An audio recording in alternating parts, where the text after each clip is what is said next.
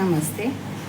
मी तुम्हाला आत्ताच्या तरुण पिढीबद्दल म्हणजे मुलांबद्दल बोलते आहे. तर 2 शब्द मला वाटले म्हणून बोलते आहे. तुम्ही संपूर्ण व्हिडिओ बघा माझा. आवडलं तर घ्या, नाही आवडलं तर सोडून द्या. आत्ता मुलांना काय 20-22 वर्षाचे होतात, लग्नाचं वय येतं आणि व्यसनात जातात. तर मला ह्याच्याबद्दल सांगायचं की त्यांना मुलगी का मिळत नाही आहे, कारण काय आहे त्याचं.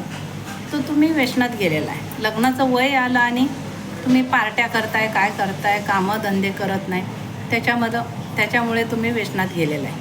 आणि जितकं वय वाढेल तितकं तुम्हाला व्यसन जास्त लागते. तर मला म्हणायचं आहे, तुम्ही मुलाला व्यसन करू नका. मुद्द्याचा गोष्ट म्हणजे व्यसन करू नका. तुम्ही शिकलेला असो नसो, अरे किती मुलं शिकलेली पडलेत, सगळ्यांनाच नोकऱ्या आहेत असं नाही आहे.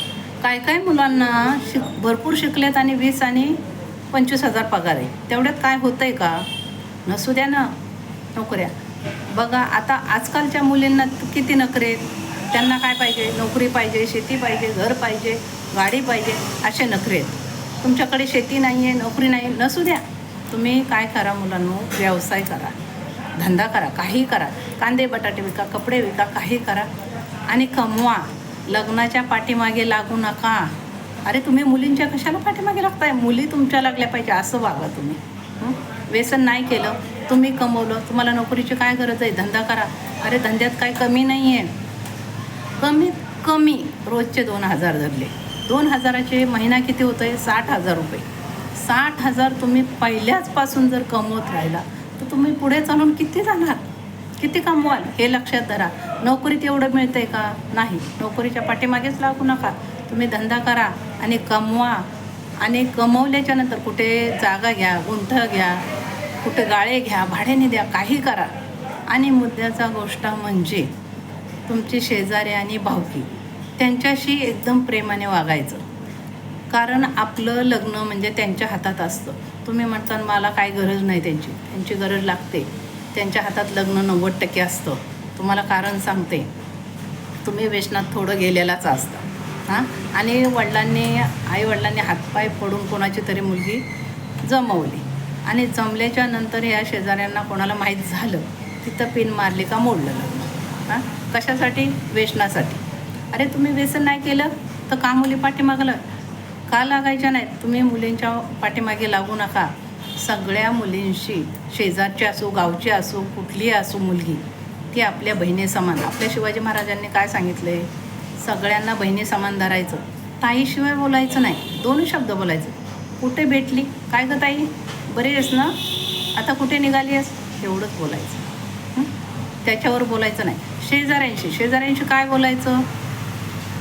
शेजाऱ्यांशी बोलायचं, काय काका कुठे गेलेत, झालं जेवण, बस.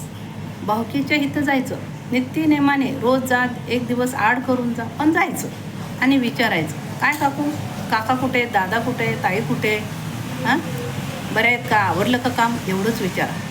त्यांना काय वाटेल माहिती आहे? मुलगा किती छान आहे, मुलाचा स्वभाव किती चांगला आहे, आपल्याला रोज येऊन विचारतो. अरे कुठे नाही कुठे ते जमवून देतील. घर नसू द्या, दार नसू द्या, चांगला आहे मुलगा, चांगला व्यवस्थित आहे, असे करतात. आणि एक पहिली गोष्ट म्हणजे घरात मोठी भाऊजाई असेल, तिचा आदर करा. तिला आदर एवढा करायचा की आपण बाहेरून आलो, जेवायचं आहे, तिला काय म्हणायचं, वहिनी स्वयंपाक झाला आहे का, मला जरा बाहेर जायचं होतं, जेवून गेलो असतो, नसेल झालं तर राहू दे, काय हरकत नाही, मी आल्यानंतर जेवतो. आणि जाताना काय विचारायचं, वहिनी मी बाहेर चाललो आहे, बाजारात चाललो आहे, तुम्हाला काय आणायचं आहे का, एवढंच विचारा. 100% त्या भाऊजाईच्या हातात तुमचं लग्न आहे. ती माहेर गेल्यावर काय सांगते माहिती आहे? आई माझा दीर खूप चांगला आहे, खूपच स्वभावाने चांगलं आहे, एवढे छान आहे, बाहेर चालले ना तर दर वेळेला मला विचारतात की वहिनी तुम्हाला काय आणायचं का, असं विचारतात. खूप चांगले गं, कुठेतरी मुलगी एखादी चांगली असेल तर बघ ना जरा. 100% तिच्या हातात, 90% भावकीच्या हातात आणि 90% शेजाऱ्यांच्या हातात. का तुमचं लग्न होणार नाही? तुम्ही असं कमवलं तर का होणार नाही? अरे तुमच्या पाठीमागं मुली लागतील किती. तुम्ही मुलींच्या काय लागायची गरज नाही आहे. तुमच्यात काय कमी आहे? तुमच्या अंगात आईचं दूध आणि बापाचं रक्त खेळतं आहे. तुम्ही जवान आहेत. ज्या वेळेला कमवायचं आहे घ्या ना कमवून. ह्याच्यानेच पुढे जातं. आपल्या देशात बघा तुम्ही, बाहेरचे लोक येऊन किती धंदा करतात, काय काय करतात आहे. कुठेही बघा, कुठेही बघा, कुणाचं दुकान आहे, कुणाचं काय गाडी आहे, हातगाडी आहे, काही आहे, पण ती कोणाची आहे? बाहेरच्यांची. आपली कोणाची आहे का? आणि जर असली तर आपले लोक तिथं जाणार नाहीत, बिलकुल जाणार नाही.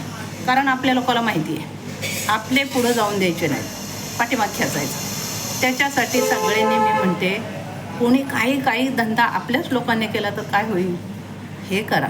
बघा, म्हणतात ना, शून्यातून विश्व निर्माण होतं, तसं होणार. रे चोच दिली तिथं चारा दिलेला असतो, जन्म दिला आहे तिथं जोडा दिलेला असतो. हे लक्षात ठेवा. आणि मुलांना असं वागा, व्यसन करू नका.